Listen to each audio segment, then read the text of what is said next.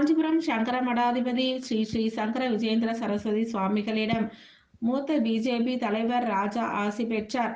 காஞ்சிபுரம் சங்கர மடத்திற்கு மூத்த பிஜேபி தலைவர் ராஜா வருகை புரிந்தார். இதனைத் தொடர்ந்து மகா பெரிவா பிருந்தாவனத்தில் தரிசனம் மேற்கொண்டார்.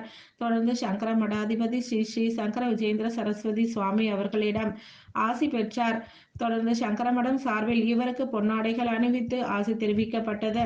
இதில் பிஜேபி நிர்வாகிகள் டால்பின், ஸ்ரீதர், கணேசன், ஓம் சக்தி, பெருமாள், ஜெகதீசன் உள்ளிட்ட கட்சியின் நிர்வாகிகளும் ஆசி பெற்ற பிரசாதங்களை பெற்று சென்றனர்.